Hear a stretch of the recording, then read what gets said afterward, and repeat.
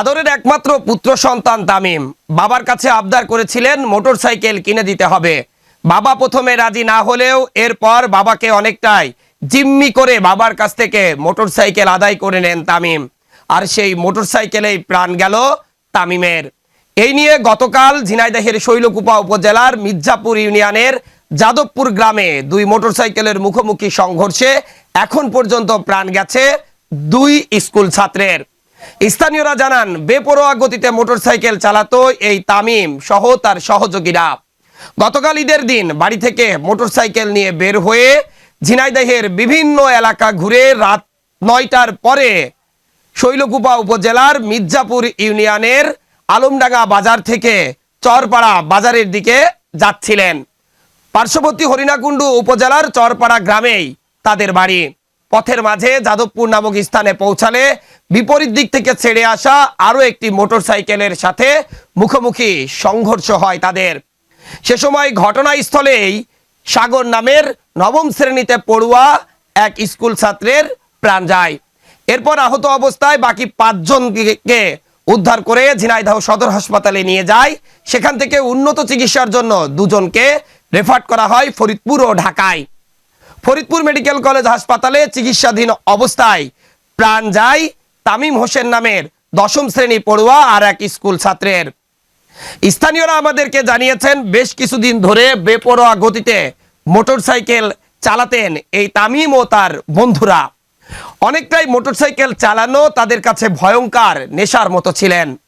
বাবা মায়ের আদরের একমাত্র পুত্র সন্তান এই তামিম, তাই পুত্র সন্তানের আবদার রাখতে গিয়ে অনেকটা বাধ্য হয়ে বাবা তাকে মোটরসাইকেল কিনে দেন। কিন্তু বাবা বুঝতেও পারেনি আদরের পুত্র সন্তানকে মোটরসাইকেল কিনে দিলে সেই মোটরসাইকেলেই প্রাণ যাবে তার।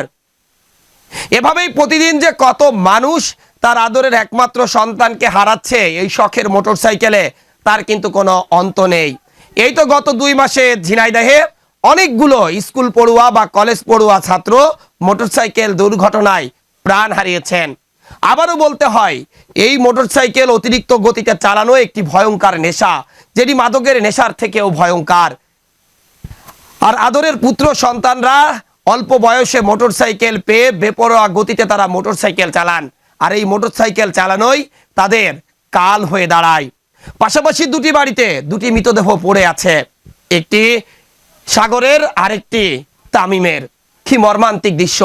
গ্রামবাসী কিছুতেই মেনে নিতে পারছে না যে দুটি স্কুল পড়ুয়া ছাত্র যারা গ্রাম বা পাড়াকে মাতিয়ে রাখতো সবসময়, সেই দুটি স্কুল ছাত্র ঈদের দিন সড়ক দুর্ঘটনার কবলে পড়ে এভাবে প্রাণ হারাবে। আর তা মেনে নিতে হবে, এটি কিন্তু কল্পনাও করা যায় না। সবাই আমাদেরকে একটি কথাই বলেছে, যদি স্কুল পড়ুয়া এই সকল ছাত্রছাত্রীদেরকে অতিরিক্ত মোটরসাইকেলের যে গতির নেশা থেকে ফিরিয়ে আনা না যায়, তাহলে একটি প্রজন্ম ধ্বংস হয়ে যাবে, একটি সমাজ মেধাশূন্য হয়ে পড়বে, পঙ্গু হয়ে যাবে একটি দেশের অর্থনীতি। কারণ যুবকরাই ভবিষ্যতে দেশের চালিকা শক্তি। তাদেরকে যদি সঠিকভাবে নিয়ন্ত্রণ করে, রক্ষণাবেক্ষণ করে, পর্যবেক্ষণ করে দেশের সুনাগরিক হিসাবে গড়ে তোলা না যায়, তাহলে সেই দেশের ভাগ্যে উন্নয়ন কখনোই জুটবে না। বাকি যে ৫ জন আহত অবস্থায় রয়েছে তাদের অবস্থাও অনেকটাই আশঙ্কাজনক বলে জানিয়েছেন অনেকেই। একটি বড় মোটরসাইকেল আর একটি ছোট মোটরসাইকেল। ছোট মোটরসাইকেলে ছিল ৪ জন। তারা পোড়াহাটি বাজার থেকে মিষ্টি কিনে নিয়ে শ্বশুর বাড়ির উদ্দেশ্যে যাচ্ছিলেন। আর বড় মোটরসাইকেলে ছিল ৩ জন, অর্থাৎ দুটি মোটরসাইকেলেই যা প্রয়োজন বা প্রয়োজনীয় তার থেকেও অধিক পরিমাণ যাত্রী পরিবহন করা হচ্ছিল, যার কারণেও অনেকটাই সড়ক দুর্ঘটনা ঘটেছে বলে অনেকেই জানিয়েছেন। মনে রাখবেন, যত গতি তত ক্ষতি। আর আপনার সন্তানকে এখনই বোঝান, তা না হলে আপনার সন্তানকে এই ভয়ঙ্কর নেশা থেকে কখনোই ফেরাতে পারবেন না। Desk report, eagle TV news.